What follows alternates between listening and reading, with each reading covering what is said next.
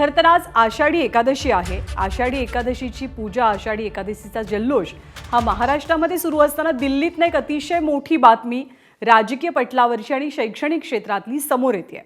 गेल्या 36 दिवसांपासून दिल्लीतल्या जंतर मंतर इथे कॉकरोच जनता पार्टी आणि विद्यार्थी यांचं आंदोलन सुरू आहे, ज्या आंदोलनाला अखेरीस यश मिळालंय।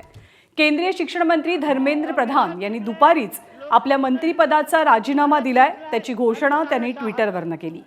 पंतप्रधान नरेंद्र मोदींच्या कार्यकाळामध्ये एखाद्या आंदोलनानंतर किंवा आरोपांच्या नंतर एखाद्या केंद्रीय मंत्र्याला राजीनामा द्यावा लागण्याची ही पहिलीच वेळ आहे।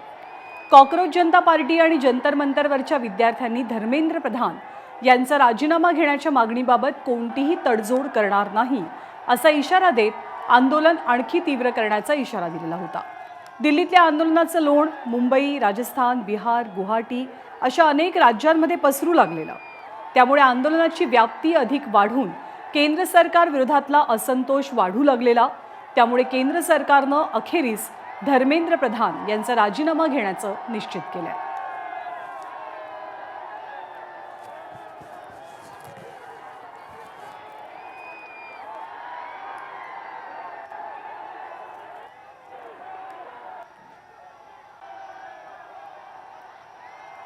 तर धर्मेंद्र प्रधान यांच्या राजीनाम्याची बातमी येता सीजेपीकडनं मोठा जल्लोष जंतर मंतरवरती केला गेला।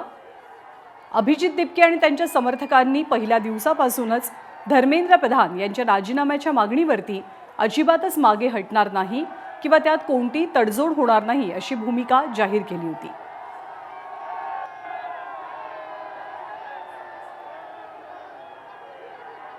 (2014 ते 2026 सालापर्यंत पंतप्रधान नरेंद्र मोदींच्या कार्यकाळामध्ये एकाही मंत्र्याचा राजीनामा कोणत्याही आंदोलनामुळे किंवा आरोपांनंतर घेण्यात आलेला नव्हता। त्यामुळे ही पहिलीच वेळ आहे जेव्हा सरकार एक प्रकारे झुकल्याचं चित्र समोर येत आहे आणि सीजेपी आंदोलकांची सर्वात मोठी मागणी मान्य करत धर्मेंद्र प्रधान केंद्रीय शिक्षण मंत्री यांनी राजीनामा दिलाय। तर नीट परीक्षा पेपरफुटीच्या घोळानंतर शिक्षण मंत्र्यांच्या राजीनाम्याची मागणी सर्व स्तरातनं वाढू लागली। आपला राजीनामा सादर करताना केंद्रीय शिक्षण मंत्र्यांनी त्या पत्रात नेमकं काय नमूद केलंय आपण पाहूया।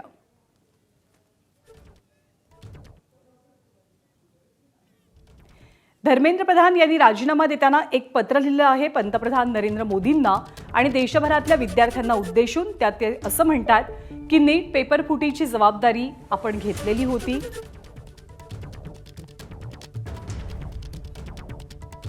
शिक्षण माफियांमुळे विद्यार्थ्यांचं आयुष्य पणाला लावायला मी तयार नव्हतो।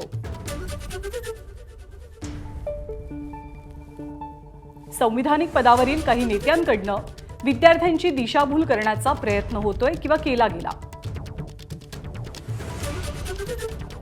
गेल्या 10 दिवसातला घटनाक्रम पाहून माझं मन व्याकुळ झालंय। युवा शक्ती हीच भारताची खरी ताकद आहे। आत्ताच्या स्थितीचा समाजकंटक गैरफायदा घेऊ नयेत आणि देशातली एकता कायम राहावी।